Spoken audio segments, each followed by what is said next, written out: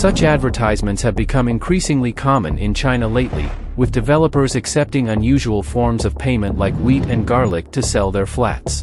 This is the scene in a newly constructed city in China, a completely new urban center. And it's not just one or two empty cities. In fact, there are over 50 such ghost cities in China. Entire townships lie empty, with zero flat sales, depicting the state of China's real estate sector, which contributes 1/3 of its GDP, approximately 33.33% of its economic output. Despite this, we're constantly fed the narrative of China possessing the world's second-largest GDP, with its economy growing annually. However, upon closer examination, legitimate reports emerge suggesting that this growth is largely artificial. In reality, China's $17 trillion economy is inflated by 35 to 50%, which means it is fake. And this is not coming from just anyone, but from former Premier Li Keqiang, who served in Xi Jinping's government until his death in March 2023. So basically, if you make sense of this, then China's real GDP falls within the range of $8.5 trillion to $11 trillion. So why does China persist in reporting a $17 trillion GDP? And why is China trying to hide this big lie? Well, according to reports from Bloomberg and Financial Times, the Chinese government has threatened to its officials and economists, prohibiting public discussion of GDP declines, deflation, and economic downturns. In fact, China has imposed a ban on the publication of the nation's unemployment figures. Former Chinese Premier Li Keqiang candidly confided to U.S. Ambassador to China, Clark Rant, that China's GDP is entirely man-made and is solely utilized for reference purposes. This clear statement was subsequently leaked in a WikiLeaks document, detailing a confidential conversation where Mr. Keqiang hosted Ambassador Rand for dinner at his residence in 2007. During their discussion, Li Keqiang revealed the artificial nature of China's GDP figures, highlighting their inherent unreliability. Furthermore, according to ST News, Chen Qifa, a provincial governor in China's Liaoning province, confessed in a confidential official meeting that he had personally falsified his state's GDP growth data for the preceding 5 years, spanning from 2011 to 2015. Now, after this, along with these two official sources, major economic research institutions and news agencies such as The Economist, Daily Mail, Brookings Institute, and the Bank for International Settlements (IEBIS) have published numerous research papers and articles scrutinizing this issue.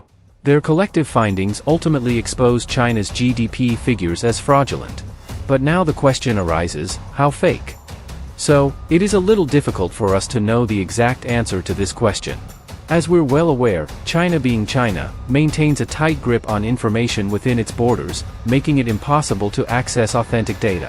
Nevertheless, we can construct a well-informed interpretation by gathering reports from diverse scientific methodologies and credible sources. Let's begin. First and foremost, let's start with the most interesting research paper. Speculation number 1, China's nighttime satellite image. Observe this nocturnal satellite view attentively. Here lies South Korea, brightly illuminated, displaying its robust development. Contrastingly, this shadowy expanse above represents North Korea, significantly less developed, as widely acknowledged. Now, you might wonder why I'm showing you these nighttime pictures. Well, surprisingly, these pictures tell us about how rich a country is. There's a strong link between how bright a place is at night and how much money it has. These images are a direct reflection of the country's GDP. Let's break it down. Here's India in 2012 when its GDP was only $1.9 trillion. And here's India in 2016, when its GDP grew to $2.3 trillion. Even at a glance, you can see that there's more light in the second picture compared to the first picture.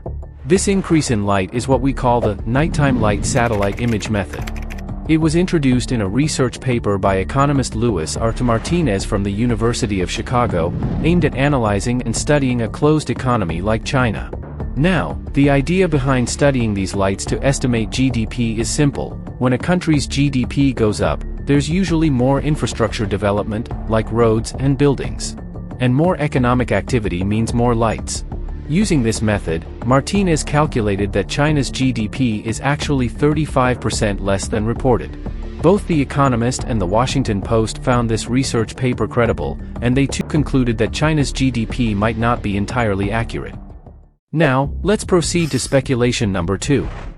For the last 2 years, there have been suspicions about China presenting inflated GDP figures. As you can see in this table, we conducted a comparison between the GDP figures provided by the IMF and China's official GDP growth numbers spanning the last 3 years.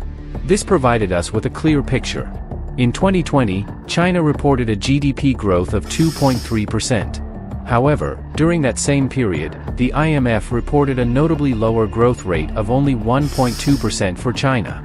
This indicates that China may have exaggerated its growth figures twofold. Similarly, in 2021, China claimed its growth was 18.1%. Yet, according to the IMF, the growth was only 9.2%. Similar inflation also happened in 2022. Let's explore speculation number 3. A research paper from the Brookings Institution, penned by Chinese scientists in 2019, delved into China's GDP figures and revealed that China is inflating its economic growth by 2% annually. According to their findings, China's economy is actually 12% smaller than officially stated.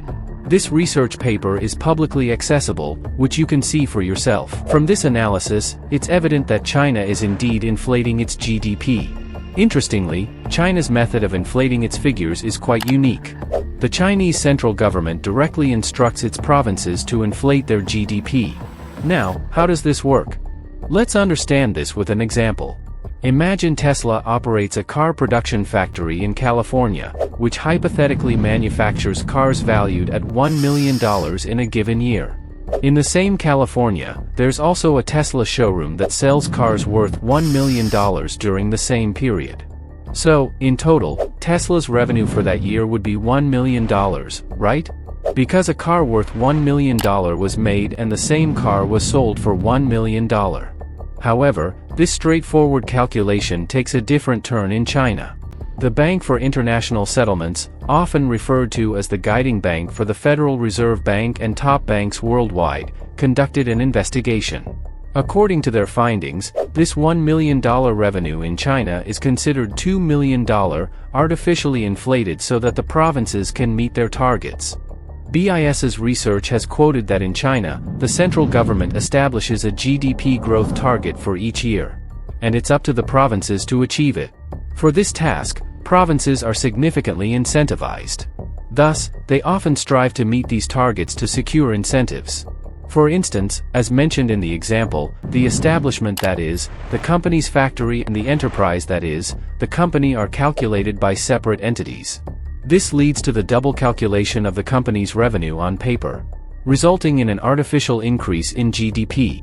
Governor Chen Qifa of Liaoning province acknowledged this malpractice, openly admitting to inflating figures to meet targets. And why does it send them forward? Because it is a compulsion. This represents the first method by which China inflates its GDP. Their second method is a bigger scam than this. And that is their real estate sector inflation.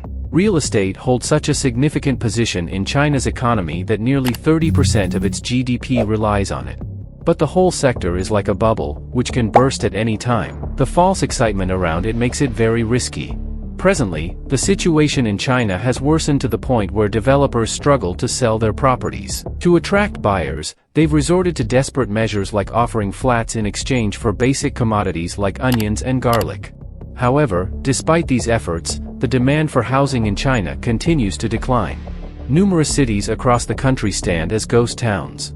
In fact, there are about 50 such cities in China that are mostly empty. Now, let me give you a bit of insight into why China is in this situation. You see, China's real estate sector is valued at $5.1 trillion. But every year, Chinese real estate is declining by 8.8%. This means the sector faces a loss of $448 million each year. It's a significant amount. Countries like Nigeria is seeking nearly the same amount in aid from international organizations to stabilize its economy, so they can save their entire nation with it. But anyway, as per the top Japanese news outlet Nikkei, China is allocating $460 billion from its reserves to preserve this immensely crucial sector. And once again, this amount is truly remarkable. Just consider, it surpasses the economy of a nation like Fiji by 30 to 40 times. China has issued real estate bonds worth this much money. As a result, their debt-to-GDP ratio soared to 279%. Well, the explanation lies in history. In the 1990s, China initiated the leasing of its land for the first time. Being a communist nation, all public properties, including land, are owned by the government.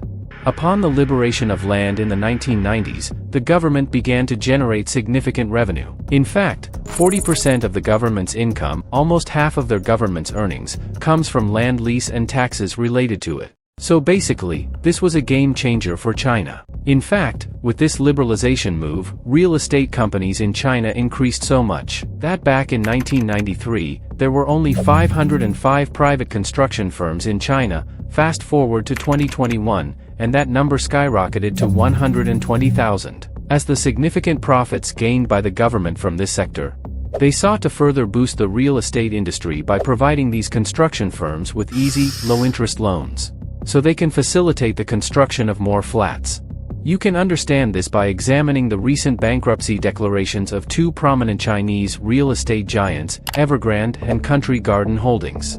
Their debt burdens were immense, with Evergrande owing a staggering 2.39 trillion yuan and Country Garden Holdings facing a debt of 1.4 trillion yuan, which in total is 531 billion US dollars. In short, due to the surge of heavy loans, housing projects multiplied in China. To facilitate sales, developers began offering attractive deals, such as zero down payment options. This strategy evokes situations where builders in certain countries have sold houses with no initial payment required. Expecting, such offers attracted large numbers of prospective buyers. Remarkably, Hank Terabrood, the chief risk officer and chief compliance officer at Previum Fund Management, revealed that official data indicates 20% of houses in China are purchased using loans. Now with so many loans and sales increasing, these companies began mishandling their funds. They started diverting the money allocated for one project towards purchasing land for new project. This marked a pivotal moment for China. As housing sales boomed, the Chinese government increased the prices of land, which eventually increased the housing prices. Subsequently, this led to an immediate drop in housing demand. By decreased demand, I mean that builders saw a decline in sales. Since builders' earnings rely solely on sales, this posed a significant challenge. As sales stumbled and funds were allocated to other projects, ongoing construction came to a halt. Ultimately, this resulted in the bankruptcy of numerous real estate companies. In 2020 alone, 288 Chinese real estate companies filed for bankruptcy. As mentioned, individuals had already taken loans for their homes, and their monthly installments had also started.